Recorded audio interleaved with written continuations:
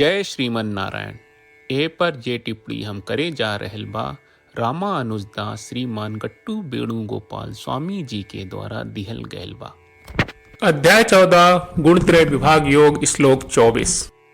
समदुःख सुखस्वस्थः समलोष्टास्म काञ्चनः तुल्यप्रिय अप्रियो धीरः तुल्यनिन्दात्मा संस्तुतिः। ओम। गीताचार श्री कृष्ण परमात्मा अर्जुन समेत हमनी सबके गुण त्रय विभाग योग सिखा रहल बानी। परमात्मा कहत बाड़न, हे अर्जुन, तीनों गुण के पार ओकरा से परे गयल बाड़े ऊ लोग सुख दुख में एक से जैसल रहला, खाली आत्मा में स्थित रहला। माटी पत्थर और सोना के टुकड़ा का एके मानत बाड़े। सुखद और अप्रिय घटना में ऊ लोग एक जैसा रहला। संतुलित होले और आलोचना आ तारीफ दोनों के समता से स्वीकार करेले। अरे अर्जुन, आत्मा से प्यार करेले और ओकरा के लगातार मनन करेले। ऊ लोग समझेला कि सगरी सुख दुख के संबंध शरीर से होला, यही से ऊ लोग ऊ आनंद दुख से भी बराबर रहला। एकरा अलावा आत्मा से अलग जौन कुछ भी मौजूद बा, चाहे ऊ सोना होके, माटी होके या पत्थर, ऊ सबके एकन जैसन देखेला। अनुकूल और प्रतिकूल परिस्थिति में ऊ लोग एकन जैसन रहला। तन और आत्मा के अंतर के समझ के केहू ओकर तारीफ करे या आलोचना करे, ऊ लोग समझेला कि ई प्रशंसा और आलोचना खाली देह के होला। ऊ लोगन के बराबर स्वीकार करेला और स्थिर संतुलित दिमाग बना के रखेला। ये कह के श्री कृष्ण परमात्मा बतावत बाड़े कि जौन व्यक्ति तीनों गुण से प्रभावित न होके ओकरा व्यवहार कैसे होकेला। यही से हमनी के आत्मा के लगातार मनन करे के चाहिए और आवे वाला सुख दुख से अप्रभावित होके रहे के चाहिए। ई समझ के कि ई सुख दुख खाली शरीर के हवे और शाश्वत न हवे। हमनी के आत्मा के अलावा और कौनो चीज के महत्व न देवे के चाहिए। अनुकूल और प्रतिकूल दोनों हालात में और प्रशंसा आलोचना दोनों में संतुलित रहे के कोशिश करी जा। एकरा अलावा सतगुण के विकास, रजोगुण और तमोगुण के दमन और तीनों गुण से बदल न रहे खातिर हमनी के अपन सब कर्म श्री कृष्ण परमात्मा और श्रीमन नारायण की सेवा के रूप में और श्रीमन नारायण के हाथ में साधन के रूप में काम करे के चाहिए। श्री कृष्ण परमात्मा के शिक्षा के ध्यान करत हमनी के श्रीमन नारायण की प्राप्ति के उद्देश्य से अपन शरीर के प्रयोग शुरू करी जा, श्रीमन नारायण के समर्पण करी जा और श्री कृष्ण परमात्मा के वचन के श्लोक के रूप में दोहरावे की कोशिश करी जा। समदुःख सुखस्वस्थः समलोष्टास्म काञ्चनः तुल्यप्रिया प्रियो धीरः तुल्यनिन्दात्म संस्तुतिः। श्रीमद् भगवत गीता का पूरा सार श्री कृष्ण परमात्मा ने अध्याय 18वें के श्लोक 65 से 70 में 8 काम करे खातिर दिले बाड़े। श्री कृष्ण कहले, हम ओ लोगन से प्रेम करनी जो लोग इन 8 बातन के मान तारे। हम ओ भक्तन के हर तरह से रक्षा करब।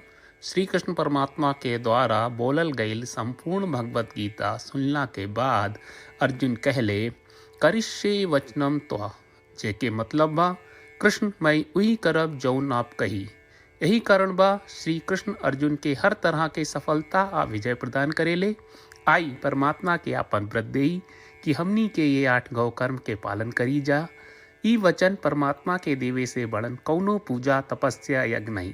हम 8 प्रण कहब जौन हमनी के करे के चाहिए। आप सब कृपया इन्हन के आपन दिमाग और दिल में सोची।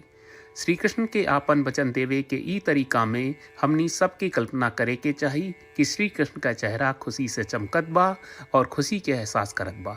जय श्रीमन नारायण। यहाँ हमनी के 8 वादा बा। हमनी के पहला वादा, हे श्रीमन नारायण, आपका निर्देश के मुताबिक हम हमेशा तोहार ध्यान करब और तोहार बारे में सोचब। हमनी के दूसर वादा, हे श्रीमन नारायण, आपका सलाह का अनुसार हम हमेशा आपका भक्त रहब।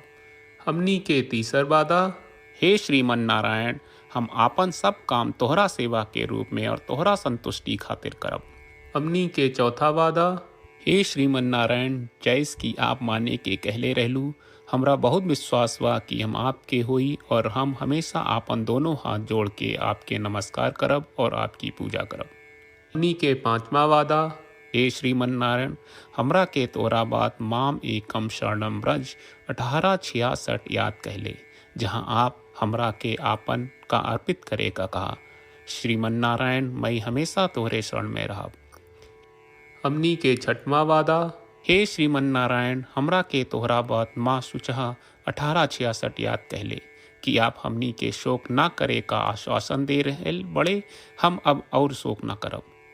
हमनी के सातवां वादा। हे श्रीमन नारायण, आपने हमरा खातिर श्रीमद् भगवत गीता के वितरण करके हम सबके कृपा कहले और आशीर्वाद दहले बा। हम वादा करत बानी कि रोजाना कम से कम एक श्लोक पढ़ब या सुनब। हमनी के आठवां वादा। हे श्रीमन नारायण, आप गीता के पूरा मानवता तक ले गयलू। हम गीता में आपके दिव्य वचन के उन भक्तन तक पहुँचावे के प्रयास करब जे गीता से अपरिचित बा। हे श्रीमन नारायण, हम उई करब जौन तू करे का कहब। हम ऐसन व्यवहार करब जैसन आप चाहत बानी और हम खाली आपका खातिर काम करब। श्रीमन नारायण के रोज आपन वचन देहल कि हम ओइस करब जैस आप कहत बानी, ई अपने आप में बड़न पूजा बा। श्रीमन नारायण, करशे वचनम त्वा। श्रीमन नारायण, हम तोरे निर्देश के मुताबिक काम करब। सर्वम श्री कृष्ण अर्पणम अस्तु। जय श्रीमन नारायण। समदुःख सुखस्वस्थः समलोष्टास्म काञ्चनः तुल्यप्रिय अप्रियो धीरः तुल्यनिन्दात्मा संस्तुतिः। ॐ समदुःखसुखस्वस्थः समलोष्टास्मकाञ्चनः तुल्यप्रिया प्रियो धीरः तुल्यनिन्दात्मसंस्तुतिः।